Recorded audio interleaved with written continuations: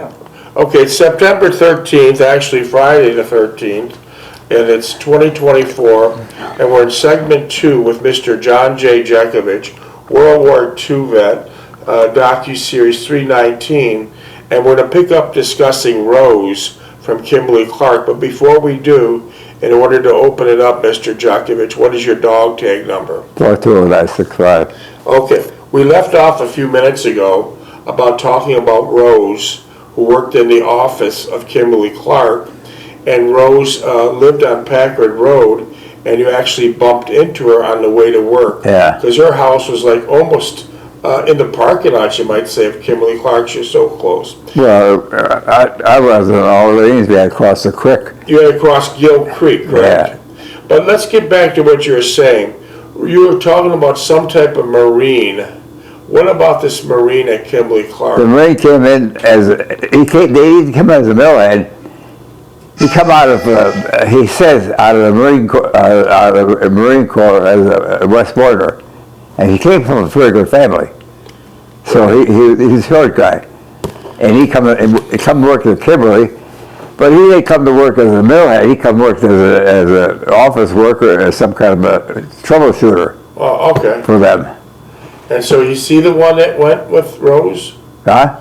Is he the one that ended up with Rose? No, he didn't end up with Rose. Rose ended up with the other guy in the office. When I left, he was still there. The Marine? Yeah. So the Marine had eyes for Rose, and was he angry that you were dating Rose? I was? Yeah. No. I see. And so how long did you date Rose for? Oh, I was probably off and on for about a year. And then she ended up leaving with a guy at work. Yeah, and then they left. Is in Wisconsin, is that a big operation for Kimberly-Clark in Wisconsin? Yeah. Uh-huh. Is that their main office is in Wisconsin? Yeah. I see. Did you ever go to that main office? No, in Wisconsin, no. Were you offered to? No. But weren't you head of your department where you're at? What? In Kimberly-Clark, weren't you a head of your department? Oh, yeah? You were a head of your department. Well, what the hell does that mean? Well, I'm just saying, you were a head of your No, they didn't work in the office. You're strictly a millhead. Was the office pay much higher than the mill hand? No. Or was it considered? No, the mill hands are making more money with overtime and everything else. So they made more money than the office workers? Oh, yeah, the office worked 8 hours a day, 40 hours a week, and that's it. And you you had guys no work on Saturday or Sunday. And you guys would work like 60 hours, Yeah. right? So the only basic difference was an office worker had the opportunity to go to work in a suit and tie, Yeah. right? Yeah. So it's how they were dressed, but they didn't make as much money. Okay, let me pick up here about Rose. We're on chapter 17, the news of Renee's trip. Rose Kamensky. Rose Kamensky, God, you got a memory, Jesus. Rose Kamensky, so did her parents come from Poland, or did her... Oh, yeah. Did she They have both an had accents. Did she have an accent? No, Rose didn't have an accent, no. Did her parents have an accent? Yeah. Did her parents like you? Well, they knew I worked at the same place they did. And we had something fraternal then. I see. Did your mother meet Rose? Yeah. And what did your mother think of Rose? Well, she only met her for a minute. I said, "Bro, I got to do this with my mother." And Rose said, "Okay, let's go." We went and we talked to my mother, and my mother talked to her. And my mother's not very gregarious anyway. She don't like her, she don't like you. So did she like Rose? No, I don't think so.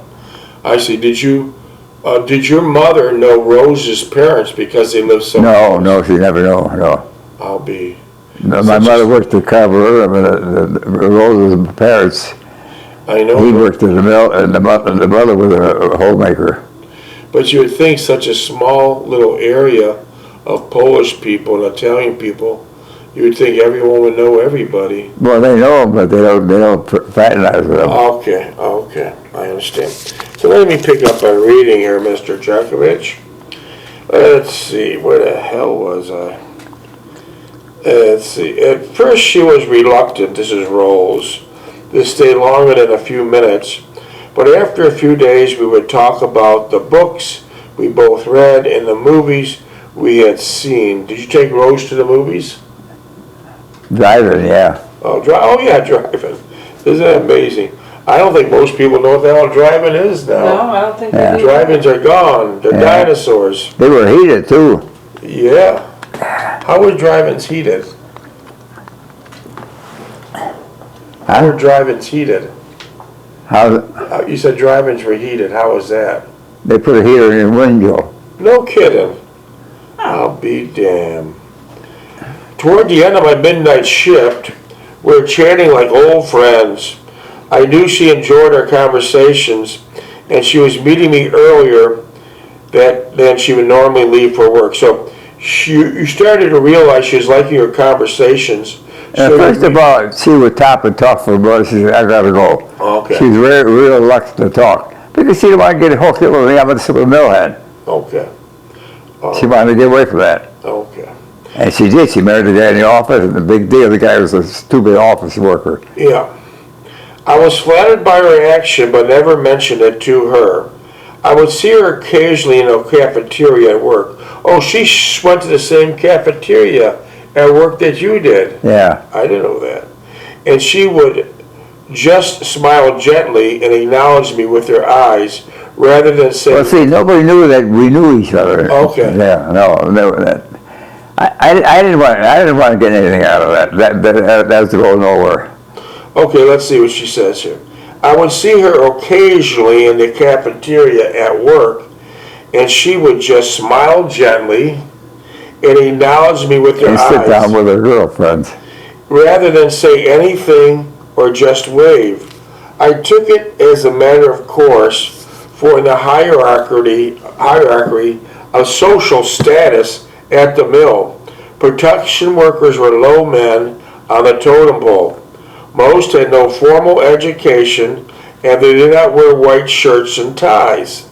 The only ones who afforded such a status were the outstanding bowlers or the athletes in the company. Yeah, So- Dixie Davis. Wait, who the hell is Dixie Davis? Dixie Davis was a millhead.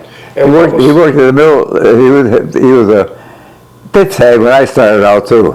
Dixie But Davis. what was he famous for? He went bowling, and he's real gregarious. How am we doing? So he was like the he's life good. of the party. Huh? He was like the life of the party. Yeah, hi, that's Dixie Davis. He was a good goal bowler. He was a good this, he's good that. Was he Italian or Polish? He was French or French or no, he wasn't Italian or Polish. No, Did he have an accent? no. So he's probably born in Niagara Falls. Yeah, probably I right. wonder if he was a World War II vet. I think so. Yeah. Okay, well that's... See, I never talked to him because Dixie Davis was a bowler and had a good reputation as a good bowler, so they So he keep that little. So he's way up there in the status bowl. The only ones that were afforded sort of status were the outstanding bowlers or athletes in the company's softball. Dixie Davis, yeah. I never heard that name before. I did not fit in any of these categories, so I knew my position as far as Renee was concerned. But did you just remember this guy's name, Dixie Davis, just now? Did you just remember his name, Dixie I Davis? just came out. I never talked to him. Well, I thought talked of him in about 80 Dixie years, Davis right? all this time. You never thought of him in 80 years? It No. just popped out. I'll be damned. I'll be damned. What a mind this guy's got. What a mind. But despite all these triages, we seem to have much in common, and we're attracted to one another. Who? You were attracted to Rose, and Rose... Nah, she was always on her shoulder. She would say, she said, why don't you get out of there and go to school or do something? You got a PL-16. Why don't you go to school? What's a PL-16? Public Law 16. You got it when you were a veteran. Okay. for pre-college. Okay, yeah, you still got the opportunity now, you never used it. Yeah. Did you ever buy a house with your VA benefits? Oh, Did you ever buy a house with your VA benefits? I could, yeah, the same thing, you buy a house. But did you ever use that benefit? No, Okay. no. Okay. You take a mortgage out on PL-16. Okay. Rose was always on the defensive. I did not believe I met another person like her who would answer questions with the questions. So you asked Rose, how you doing, Rose? She'd say, how are you doing? She was always defensive because she didn't want to get involved with me because I'm a millhead. And she didn't want to do the same as her father did, or her mother. She was like me in many ways and did not talk about herself or her family, would not state any of her innermost thoughts, and certainly did not boast or swagger about.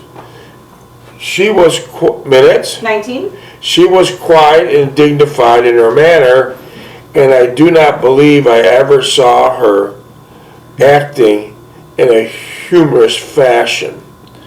We finally dated, and finally on my first date, where I picked her up at home and met her family. What were you driving to pick her up? Pick her up, we was driving that Green Hornet. Okay. Okay, let's see how this goes here. Met her family. Her father worked at the mill.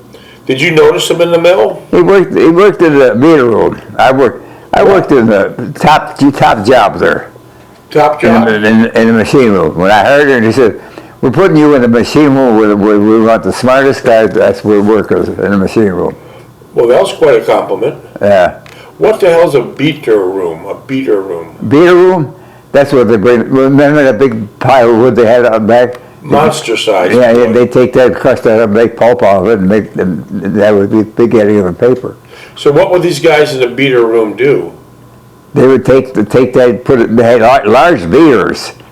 Was it like something that you would make bread with? Something that Yeah, would turn? there was the grinders, and then you just throw that in and grind it all up. Was a beater machine very dangerous? Oh yeah, because there's no guards out or nothing. Wow. I guess there was no OSHA back then. Huh? I guess there was no regulations on what equipment. Well, they were safety conscious. Yeah, they were safety conscious. Did anyone ever get hurt with the beater? One guy he had wear shirt tails, and he turned around and he slapped the shirt into the beater, and it just took it off his shirt. But he was lucky. Oh, he survived? And well, the beater ripped his shirt off his body. So her father worked in the beater room. Beater room. Yeah, okay, let me see what happened here. Her father worked at the mill, but in a different department from mine. He spoke broken English, Polish, I take it. Yeah. And was embarrassed, which embarrassed Rose somewhat. So when her father spoke broken English, Rose was embarrassed by it. Yeah, because they would never communicate together with him. She would take her father out with her bunch of girls to work. Her mother was short of stature and spoke in broken English too, so they're both from Poland, They right? look like two Polacks, yeah.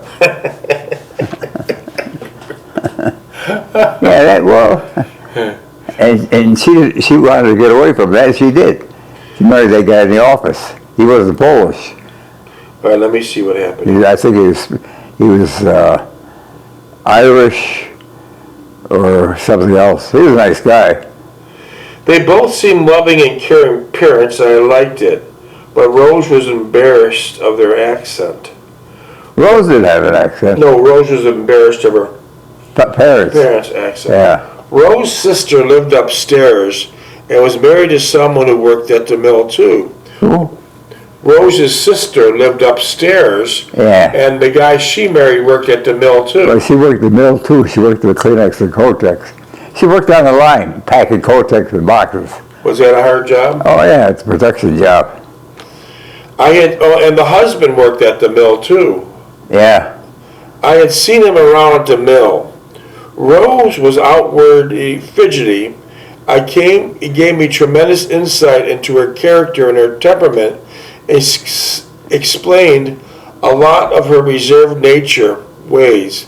I found her more attractive after she seemed to discard some of her defensive behavior and revert to her natural self. She was always on her guard. She didn't want to get hooked up with a metalhead. I still felt apprehensive about our relationship and was already having the perception that this was not going to be the same nature as I experienced with Anne or Renee. We chatted, her parents and I could see that Rose was anxious to leave. So Rose didn't like you talking to her parents that much. Yeah. Right? She wanted to get out of there. Well, her parents were just like her parents. Yeah. As I followed her through the tiny front parlor of the outside door, I admired her shapely legs and her black high-heel pumps she was wearing. Do you remember what Rose's house looked like? Moderate, small house. Small. After that, probably bought that house when they came from Poland and started working Kimberly. It was 2-story, right? Yeah. And the sister lived upstairs with her husband, right? Yeah. So basically, when they came from Poland, they bought that house, and they purposely bought the house because the whole family was working next door. Yeah.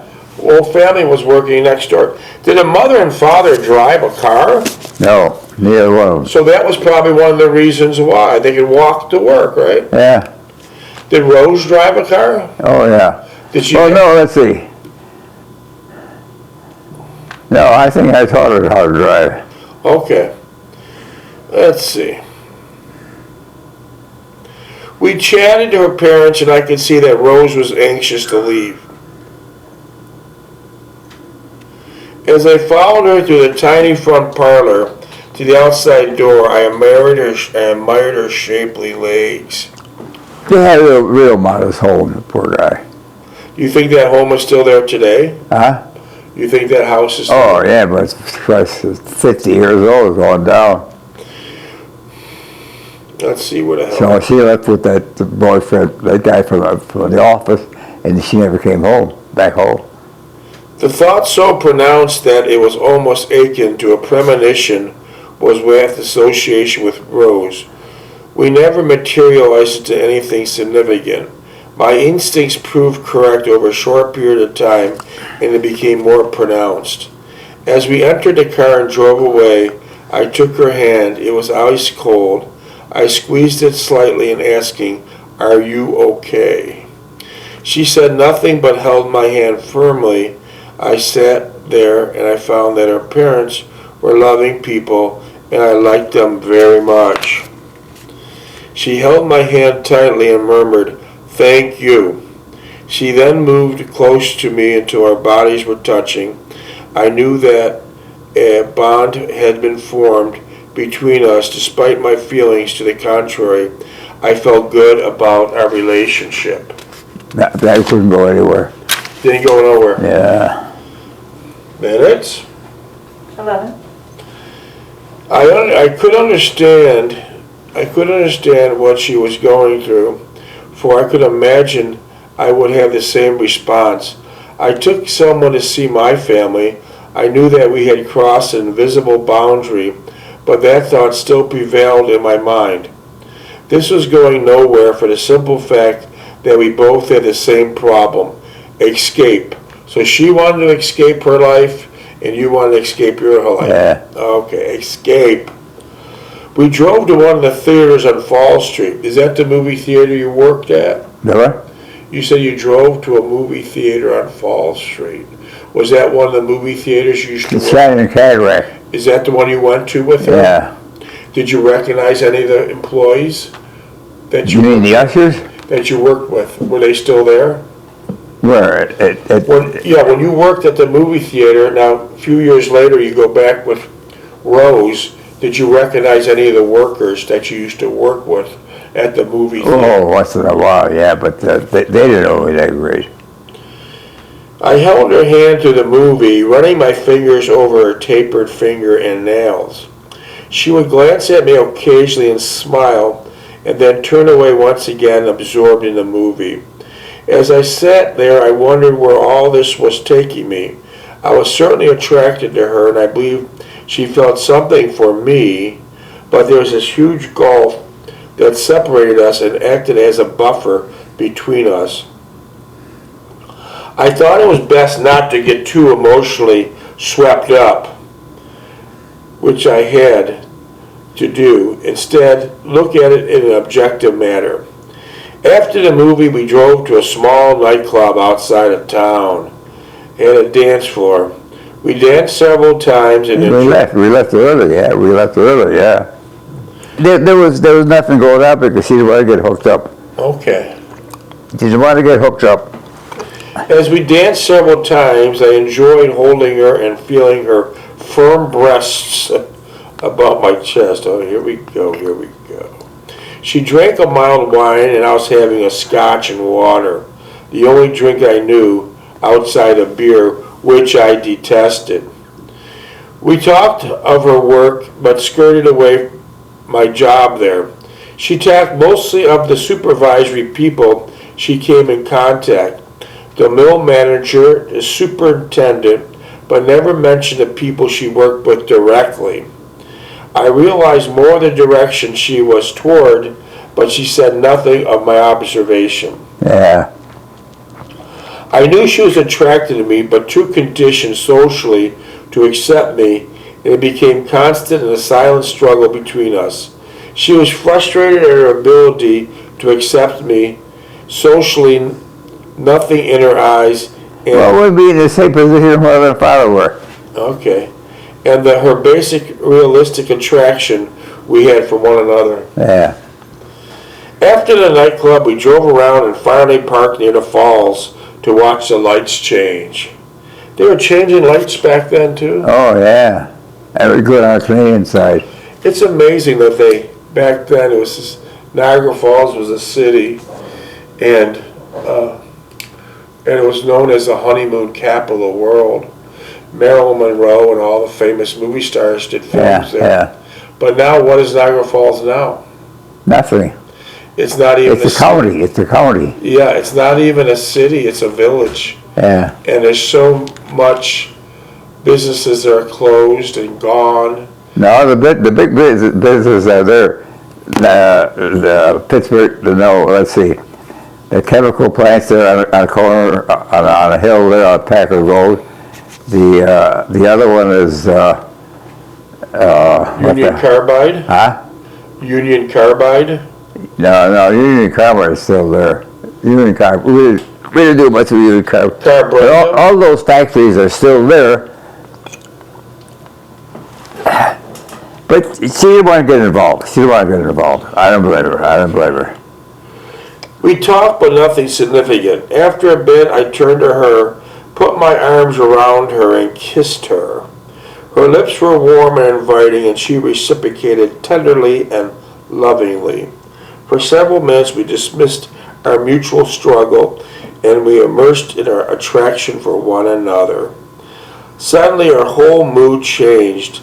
If it did not want to get any more involved in our relationship, I quickly understood, leaned back, and began talking. Well, she changed it. She married that guy in the office and went to Wisconsin.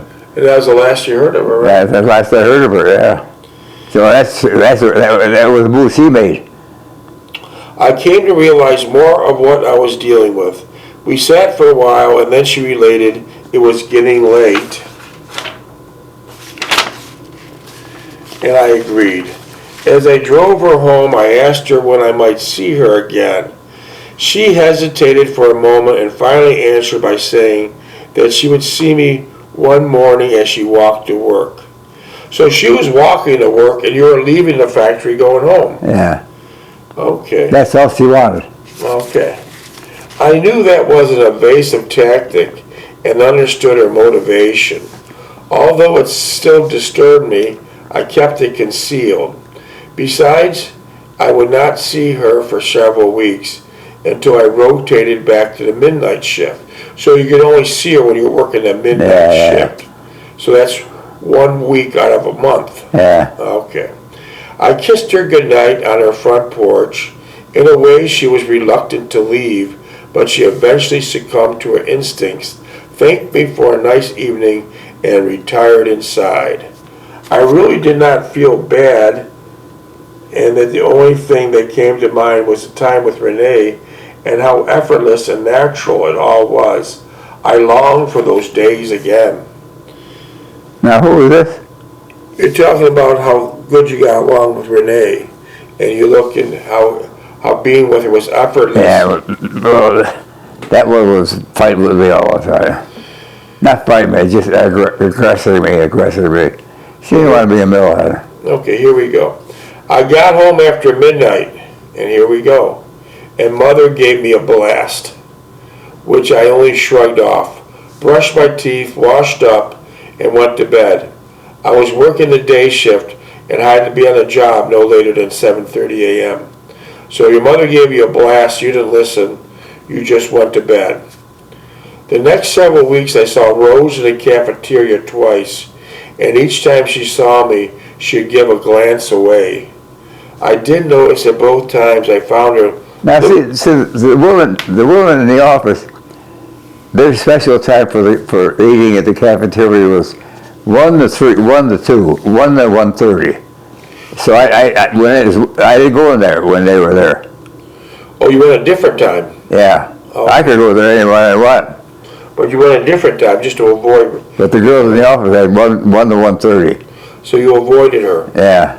I do not believe anyone at work even knew one another, let alone that we had gone out together. Minutes? 3. No. The first midnight shift, I waited for Rose along the road from her house, and I could see her approaching. She greeted me warmly, and I noticed that she looked differently, frankly more alluring and inviting. She stopped before me and touched my shoulder, which surprised me. She smiled and said, "Good morning, how was work?"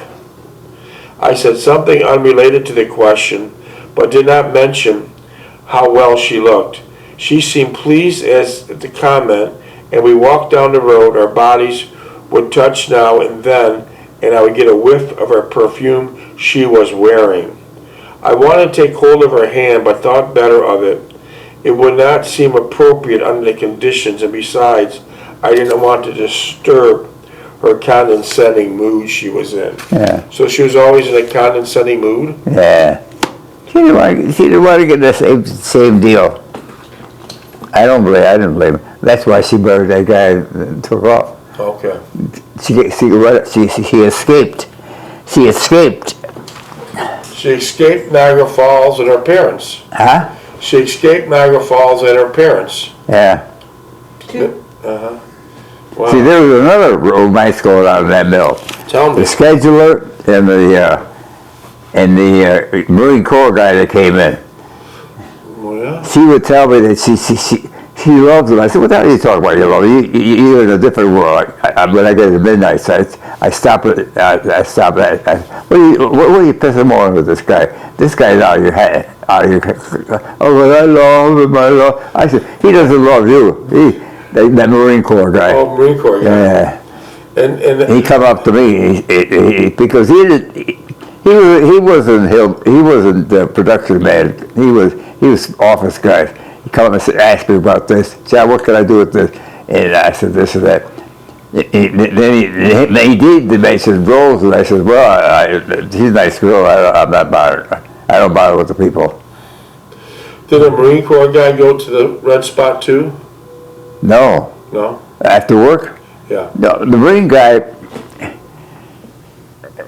they were in the management on the ships. They were the managers on the ship. They didn't eat with us or nothing else. Okay. And when they broke off in their cars, and that was it. They were gone. And the guys that were left over after that ship, they walked to the red spot and go in there. How did you find out that Rose left and got married? When she wasn't there. So did you ask somebody? I know who I asked. I don't want to get into that involved. She went. I know she's going to do something. She married that guy in the office, and that was it. That was the last you heard of her. Yeah. Yes?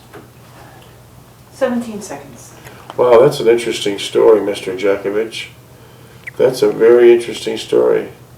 We still have about 400 pages more to read. Your book is almost 900 pages long. 5 seconds? Well, thank you.